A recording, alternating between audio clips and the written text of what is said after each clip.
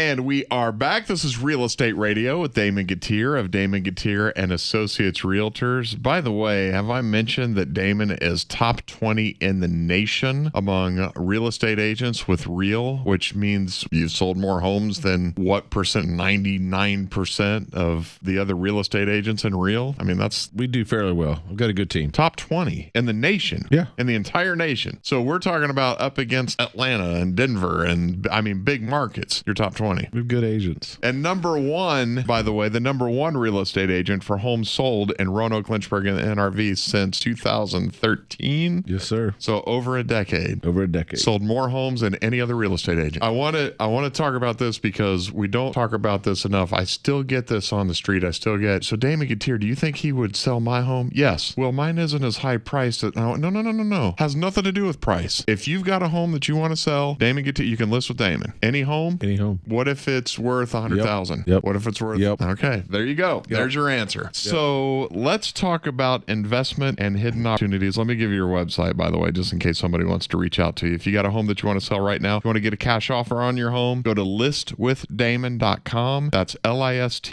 with DAMON.com. So moving beyond simple flipping into more sophisticated or niche wealth building, Damon, they're calling it the silver tsunami. So we've heard about the aging population downsizing. And I think, remember when we were in Vegas a long time ago and there was a guy named John Turley. Recognize that name? Mm-hmm. And he said that he was like number 5 in the nation because he was selling real estate in Belize. Yep. Because he said it's affordable living. He said baby boomers are retiring. 9,000 to 10,000 baby boomers a day were retiring. They wanted a nice climate, low crime. I don't know how Belize is on crime now. This was what, 15 years ago? 15 years. But they were looking for downsizing and good climate. So we've heard about the aging population downsizing. How can savvy investors or families even position themselves to help right-size this generation, while finding value? The savvy investors, patio homes or patio-style homes are going to become increasingly important over the next couple of years. That single-level living. And I would say... And low maintenance. Yeah, low maintenance. That's going to become increasingly popular because you're getting a population that doesn't want to maintain or can't maintain. The other thing is you have a lot of people that are just physically not able to navigate steps, navigate basements, stuff like that. Yeah, single level. Yeah. We're seeing we're seeing some people now, they'll buy a ranch with a basement and they'll actually move the laundry up to a bedroom. It's functional. Move the washing machine, the washer and dryer up to the bedroom. Huh. I mean, think about it. If you're retired and it's a 3-bedroom house, what are you doing with the other 2 bedrooms? And you're probably not having a lot of company. You have a lot of company. If your kids come to see you, they can stay in a bedroom. And if they really love you, they can rent a hotel if they're not staying months, Wow. Tell us how you really feel about it. I've been having this conversation with my neighbor for a while because he's 80 years old and got a basement downstairs and his laundry's in the basement. And I'm like, why don't you just move it up to the bedroom? He said, what happens when the kids come? I'm like, well, one of them lives here and the other one, there's another bedroom. Yep. So sometimes when you're older, you don't want to give up that. Change is hard, buddy. Change is hard and it's admitting change. Yeah, that's true. It's admitting change. But like nobody wants to feel like I'm so old I need to move something up so I don't have to walk downstairs. I mean, you don't want to, but sometimes you admit it. I mean, it is what it is. I mean, you're wearing glasses, right? I mean, readers. You're wearing glasses, right? They're readers. They're the lowest magnification. The lowest magnification reader, by the way. Brett Sharp, are you wearing glasses right now? Yes. Okay, so you're admitting the fact that your eyes... Reading glasses, yep. You're admitting the fact that your eyes are old. Sometimes you just have to admit it or you can't function. So what savvy investors, one-floor living is going to be increasingly important. When you do that to capitalize, to make as much as you can doing that, I would definitely put some rooms up, put all the living spaces on one level. Okay, forgive my ignorance here, but so do you sell patio homes and stuff? Oh, yeah. You do? Yeah, so, because it's weird, because to me, like a patio home is like 9 of them, and it's like one developer owns all 9, but they're actually individual homes. They're individual homes. Okay. And so, in the nuance to what I did say, which you're correct, was patio-style home. Because patio home, there's a definition of patio home. There's 0 lot lines. I mean, they're stacked together, but you can still take that same house and build it on a vacant lot or split a lot and put it on there, and it's not truly a patio home. Oh, I gotcha. But it's the same style. Like it's functional. It's got wider doorways. It's got easy entry, no steps. So that someone can function. No HOA. Yeah, no HOA, exactly. Which some people like, some people don't like. So kind of pick your poison. Who likes an HOA? Who wants to pay $200 a month for something? Look, rich people? No, it's there's that thing about damned if you do and damned if you don't. So if you don't like it, you live in a neighborhood and you got that guy across the street that's got 12 barking dogs, or, he always parks his loud car out in the street, or he's got his little thing to pull the engine in the front yard. His kids are always driving tractors around in the yard. Kids are driving tractors in the yard. Yeah, you can't be in my neighborhood. And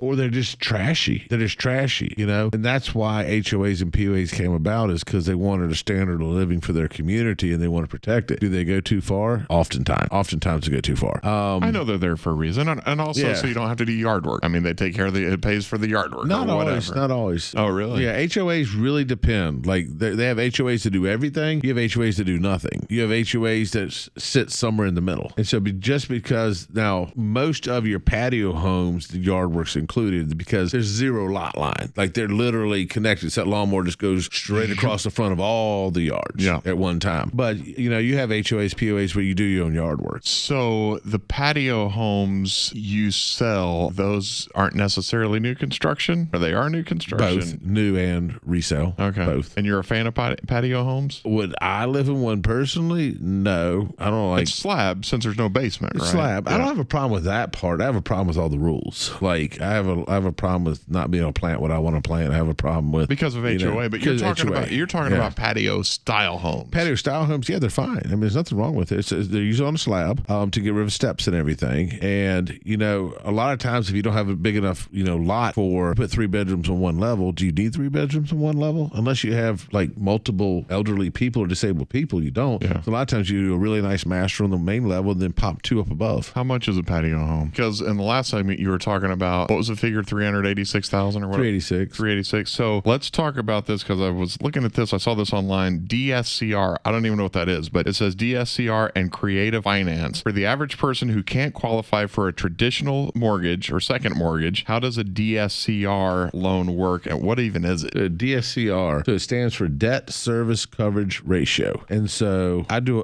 quite a bit of these when we buy houses. And so initially we started buying houses, we did a lot of flips. Taxes are really bad on flips, like really bad. Like it's capital gains. Yeah, short-term capital gains. So it's worth doing them, but sometimes it really doesn't feel like it is. And so we do a lot of DSCRs. And what DSCR is, you go in and you buy the house, and then you have to put 20% down, usually 25% down. And then, what you do on your current house is you rent your current house out. Okay.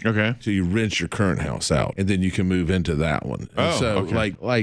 It's like a 1031 exchange. No, 1031 exchange you sell. And you have to find a like kind. I'm involved in one of those right now. But 1031 is totally different. 1031, you have to have someone help you legally, because there's a lot of moving parts. And we can help, but we still have to have a lawyer involved, because nobody can touch the money. Right. The money has to go to an intermediary. You can't receive the money. It's got to go from when you sell this property to intermediary to the next house. You can't ever touch it. Down that rabbit hole. Forget 1031 exchange. Back to DSCR. DSCR. So they changed this rule a couple of years ago. So now let's just say like your house that you had on airport. Let's just say you said, hey, I want to keep it. I got, a 3% mortgage on it. I don't want to get rid of that 3% mortgage. Maybe I should have kept it. No, because you didn't have 3% mortgage on that. Yeah. But anyway, if you had a 3% mortgage, let's say you want to keep it. And I would tell everybody, if you've got 2 or 3% mortgage, you want to buy a house, reach out to us. Let's talk about ways that you can keep that house and buy a new house. Yeah. Because what you can do is you can find a tenant for that house, sign a lease. Okay. And the lease covers the mortgage. What happens is they take a portion of the lease amount, and like I think right now it's 75%. So let's just say you rented it for $2,000. They count $1,500 as income. Are you talking about BRRRR again? No, it's in BRRRR. Okay. No, you keep in the house. Okay. Keep the house. Okay. But it's a DSCR. So the tenant's paying payment. Yeah. And what happens then is they don't count it against your income. They count $1,500. Let's say your payment was $1,200 and you rented it for $2,000. So you got $1,500 income. So basically it doesn't count against your debt to income at all. So now if you want to go buy this new house, you can go buy this new house, and this debt doesn't count against you. So you're not just helping people with real estate, you're helping people with their finances, aren't you, buddy? Well, I mean, I tell everybody, like, I see real estate as a vehicle to wealth. And if I'm doing it, I want you to do it too. And I think everybody should. Long time ago, a friend of mine,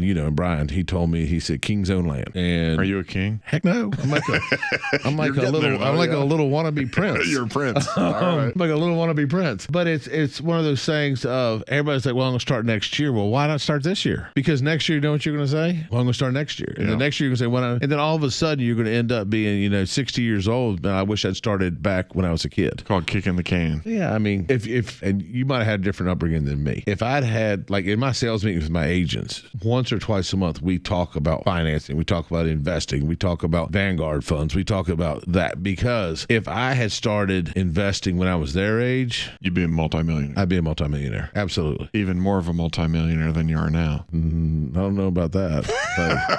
Like unless you check my lottery tickets, and we can talk about this on the radio. Everybody thinks because someone advertises a lot and someone spends a lot of money that they have money, and you know this about me.